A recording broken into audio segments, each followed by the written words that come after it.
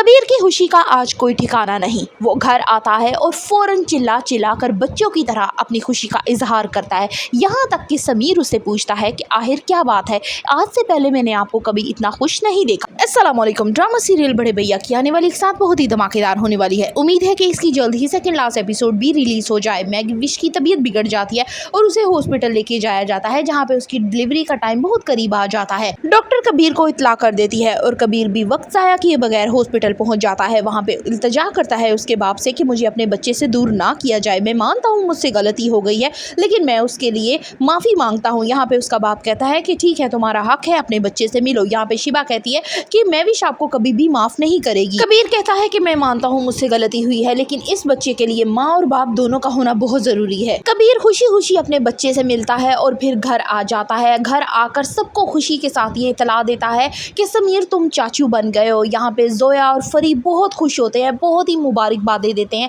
यहाँ तक कि मामा मामी को भी इतला दे दी जाती है, लेकिन दूसरी तरफ पीछे मुड़कर वो ये नहीं देखते कि वानिया का कैसा शदीद रद्द-ए-अमल होता है। वो कहती है कि मेरे तो सारे प्लान पे पानी फिर गया, हर चीज़ चौपट हो गई। मैं तो ये चाहती ही नहीं थी कि बड़े भैया के यहाँ कभी औलाद भी हो।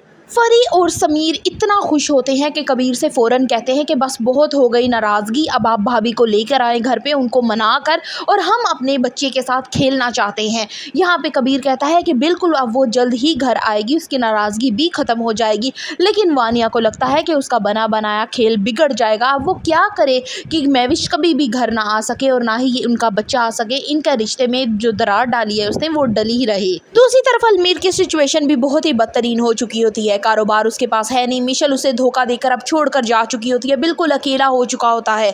और उसके अलावा घर से भी वो बाहर निकल आता है, ना उसके पास खाने की कोई चीज़ है, ना रहने के लिए कोई मकान। अब उसे परेशान होता है बहुत ज़्यादा कि मैंने क्यों अपने बड़े भैया के साथ इतनी बदतमीजी की। और उस मिशेल की खातिर जिसने ज़रा मुझ पे बुरा वक्त आया तो फ़ौरन मेरा साथ छोड़कर चली गई है। यहाँ पे मिशेल की कॉल आती है और उसे कहती है कि तुमने मेरी ज़िंदगी बर्बाद कर दी, तुम एक कंगले इंसान हो। तो यहाँ पे अलमीर कहता है कि मैंने तुमसे मोहब्बत की, अपने बड़े भैया को छोड़ दिया तुम्हारी खातिर, लेकिन तुम एक दगाबाज लड़की हो, तुम कभी भी मेरी नहीं हो सकती। और ये आज हकीकत मुझे पता चल गई है। वो अलमीर अब उसे तलाक दे देगा।